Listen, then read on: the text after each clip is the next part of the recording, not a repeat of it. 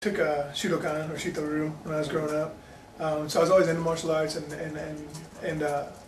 technical forms of fighting. I actually had 3 fights before I split to Purdue.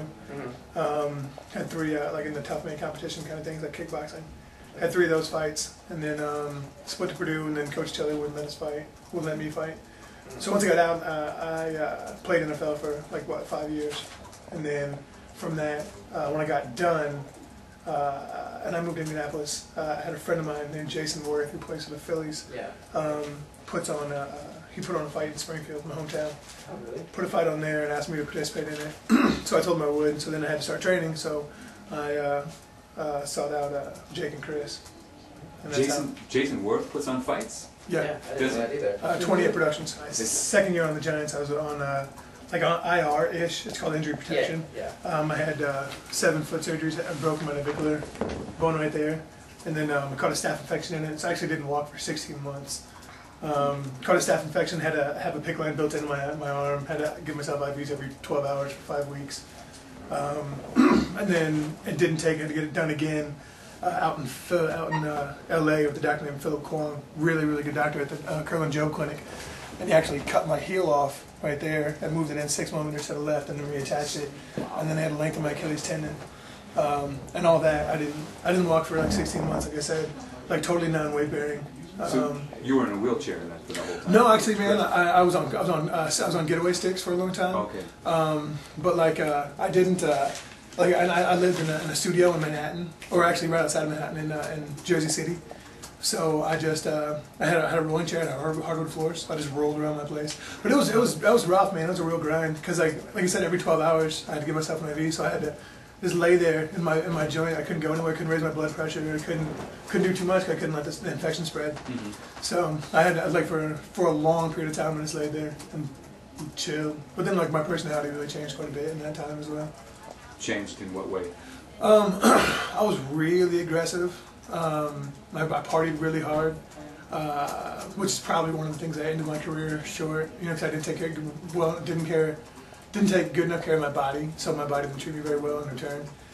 Didn't heal very well, and so as a result, I learned really to take things very slowly, take them as they come. I think don't worry about things you can't control, yada yada. So, do you think that might have prepared you for this experience? Absolutely, man. Absolutely, no doubt about it. It's fighting's funny, man. You can have a game plan and all you want. You can really, but if you're too edgy or too jumpy, you're gonna throw yourself under the bus. You know. So you really have to take it as it comes, and that's a really good question. But yeah, I would definitely think it did. I mean, I've always been really athletic, always had really good hips, so I think I've been a fine fighter. I grew up fighting, and I've been beat up plenty in my life, so it's like I don't have the fear of that, which is probably a good thing, because most people are probably used to being like the big, strong guy, but like I grew up later, or I got bigger later in life, so like I'm used to getting beat up, but I had a mouth on me, so I'd always fight, you know. Sometimes I'd win, sometimes I'd lose, but anyway, so from that, yeah, I would definitely say it.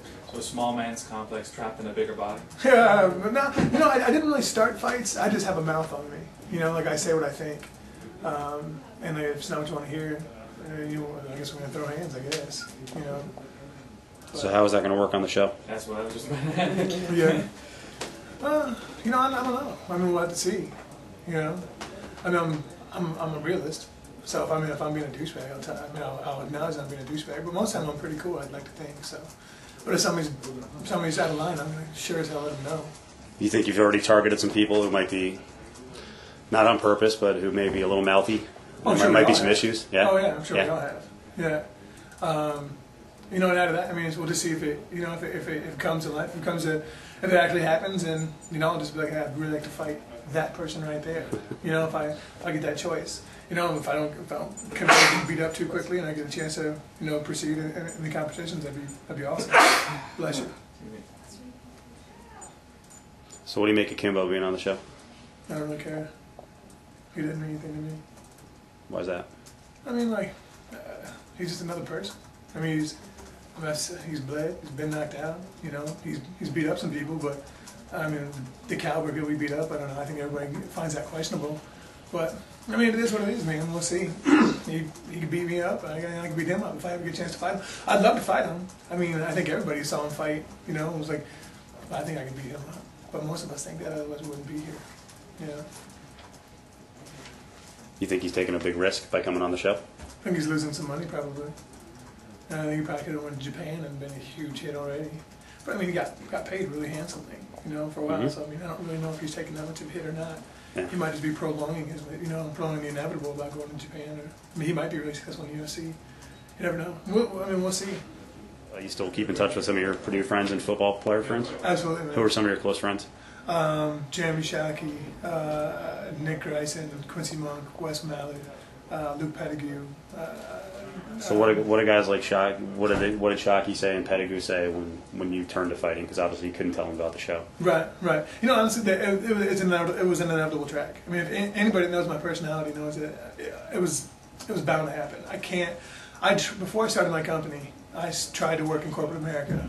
After I got cut in week 6 of '05, and then my son was born that following week. And after that, dude, I was rattled. I was really shook, you know, because once you get cut, there's no severance pay. I mean, you're just stuck like Chuck. So I got out and went to corporate America, and I was completely miserable in that setting. You know, made good money, but it was something I just couldn't do. What were you doing? I was designing and selling employee benefit packages for corporations. And it's a really lucrative job, occupation, career, but it just wasn't my flavor, man.